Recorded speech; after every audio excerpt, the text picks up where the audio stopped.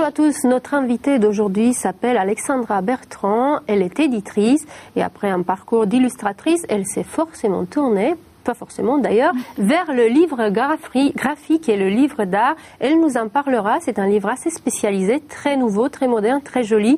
Alexandra Bertrand, bonjour. Bonjour. Et sans trop tarder, nous allons montrer un peu à nos invités à quoi ressemble un livre graphique, parce que lorsqu'on pose la question, cela surprend toujours. Comment le définirez-vous? J'ai pris dans le désordre Princesse Lolita, un livre que vous avez sorti au mois de juin. Au mois de juin, tout à fait. Alors en fait, je travaille sur ce qu'on appelle au Japon, aux États-Unis, un artbook.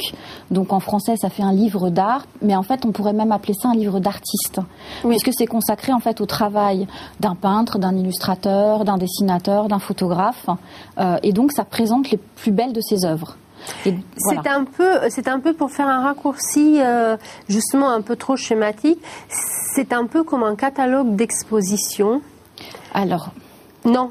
Oui et non, parce qu'en général, il y a un peu plus que ça, puisque il y a des explications, notamment dans celui que vous avez dans les mains. Toutes les introductions de chaque partie sont écrites par l'illustratrice elle-même, donc elle explique ce qu'elle a voulu faire passer, comment elle travaille, quelles sont les émotions qui sont importantes pour elle à travers ses dessins. Donc on va un petit peu plus loin, c'est pour ça qu'on est plus dans, je dirais presque dans le beau livre, comme qu'on connaît de peintres classiques. Oui, on est plus dans les livres, dans l'impressionnisme, etc., quand on dit beau livre. Mais avec vous avez raison. Mais avec des contemporains, des artistes contemporains. Tout à fait. Et donc là, il y a un petit côté un peu japonisant et ce qui est très surprenant, c'est que lorsqu'on l'ouvre, nous avons évidemment les explications en français, mais également en japonais. Et les doubles éditions, ce n'est pas monnaie courante. Non. Surtout à Nantes. Surtout à Nantes. En fait, j'ai voulu aller jusqu'au bout de cette notion de livre d'artiste, de cette notion d'artbook, et donc les faire en minimum bilingue, donc français et anglais, ce qui est le cas pour l'autre que vous avez sur la table, Léocadia Géométrie énergétique.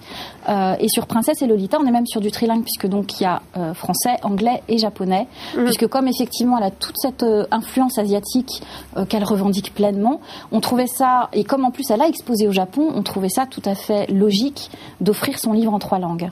Et pour vous, c'est une manière aussi à ce moment-là de le commercialiser dans les 3 pays ou pas du tout? Si, tant qu'à faire. Si, c'est ça. Donc il n'y a plus besoin de la traduction et de la maison d'édition.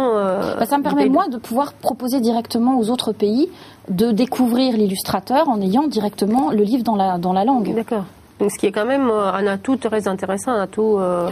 d'une part commerciale et puis même pour suivre, vous connaissez très bien votre auteur. Tout à fait. Et puis pour eux aussi c'est important parce que ça veut dire que ça leur offre une visibilité qui est plus grande encore. Oui, au moment où ils sont chez vous. Ça leur permet vraiment de faire découvrir leur travail, pas que à la France, mais du coup à d'autres pays. Et vous, vos livres, on les trouve un peu... Donc vous avez ouvert la maison d'édition qui s'appelle Booklight. Ouais. Vous l'avez ouverte il y a un an à peu près. Il y a un peu plus d'un an, voilà. Oui, tout à fait. C'est une sacrée aventure. Sacrée aventure, c'est un pari. Mais que c'est quelque chose qui me travaillait depuis pas mal de temps, donc j'ai eu envie de me lancer et on les trouve partout. L'avantage c'est que ça fait une 15aine d'années que je suis dans l'édition, donc du coup j'ai pu avoir un diffuseur national pour ma maison d'édition. Ce qui est indispensable en fait, non? Surtout avec des livres comme ça.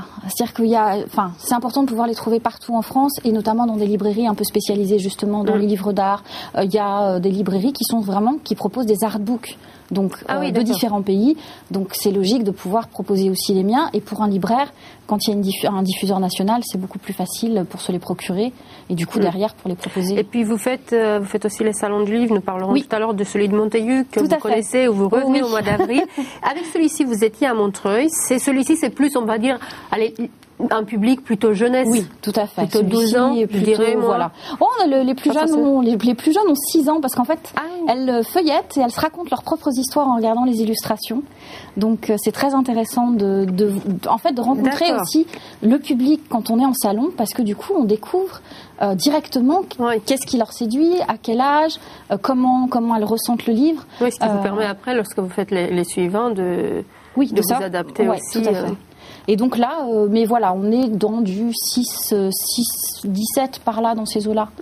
Nous parlerons aussi dans quelques instants d'un qui va intéresser tout le monde parce qu'il a assez peu de graphiques, il a beaucoup de choses très intéressantes. Et j'avais envie de dire un mot du premier, qui a des très très belles illustrations également, qui pour le coup est un livre plus compliqué, je dirais. Alors, c'était pas dangereux de se lancer avec si, c'était peut-être un petit peu dangereux parce qu'on est dans quelque chose de beaucoup plus abstrait, évidemment, ça se voit tout de suite. Mais c'est une peintre qui a fait beaucoup de couvertures de livres hein, et en fait, ayant été maquettiste pour d'autres maisons d'édition, moi j'ai eu l'occasion de travailler avec ses tableaux. Et c'est vrai que du moment où je me lançais dans une maison d'édition consacrée aux artistes, j'avais envie de travailler avec elle. Donc voilà, il y avait ce pari un petit peu risqué. Et puis elle vous a fait confiance et aussi. Elle m'a fait confiance aussi. Une maison qui se lance, voilà. On ne sait jamais, et puis jamais trop où on met les pieds. Comme c'est une peintre, en plus, elle fait des expositions, donc ça permet aux gens qui n'ont pas forcément les moyens d'acheter ses tableaux d'avoir du coup un artbook, enfin un livre d'art, et de pouvoir repartir avec dans le cadre d'une exposition où ils ont aimé ses tableaux, où ils ont été touchés par ce qu'elle fait. Est-ce qu'il y a également, avec chacune des illustrations, on a une citation choisie par l'auteur ou par vous ? Choisie par la peintre, tout à fait. Ça, c'était très important pour elle parce que elle trouve que ça donne une lecture supplémentaire de ce qu'elle essaye de mettre dans ses tableaux. Surtout aux gens qui ne s'y connaissent pas ou qui sont assez peu, de premier abord, sensibles à l'art, disons, un peu graphique, un peu contemporain. Là, j'ai ouvert complètement au hasard devant une illustration qui s'appelle, je ne sais pas si elles ont un titre, mais en tout cas, la page de gauche est intitulée Éclat de douceur. En français, en anglais, je vous épargne mon accent. Et alors, la citation qui va avec: la douceur est un écran pour l'amour afin qu'il rayonne autour de chacun comme le ferait un éclatant joyau. Donc, vous l'avez lu et après, évidemment, vous regardez la toile et puis vous réfléchissez chacun. Donc c'est le cas pour chacune des illustrations. Il y en a une bonne trentaine, je pense, là dans le livre. Et puis on voit aussi des photos du peintre dans son atelier. Au travail, dans son atelier. Ça, c'est quelque chose aussi que je tenais à faire, c'est qu'à chaque fois, on découvre vraiment aussi l'artiste. Il y a beaucoup de photos de Rosalis aussi dans l'autre livre. Là, j'avais envie de la prendre dans son atelier pour qu'on se rende compte aussi de la dimension des toiles. Je trouvais que c'était important de pouvoir montrer comment elle travaille. Et d'ailleurs, d'un livre à l'autre, vous verrez que, et puis dans le troisième aussi, de toute façon, j'essaye aussi d'avoir des mises en page, puisque faisant moi-même la maquette, je suis une éditrice mais j'ai plein de casquettes dans cette petite maison d'édition. Je travaille beaucoup en fait directement avec les artistes pour avoir vraiment des maquettes qui correspondent à ce qu'elles avaient envie de faire, à leur univers, à la manière dont elles-mêmes elles ont une approche de ce qu'elles font. Donc du coup, par exemple, Léocadia voulait vraiment que la citation soit aussi importante finalement que le tableau dans la présentation. Et la maquette le permet justement. Et la maquette le permet. Le permet avec tous ces espaces.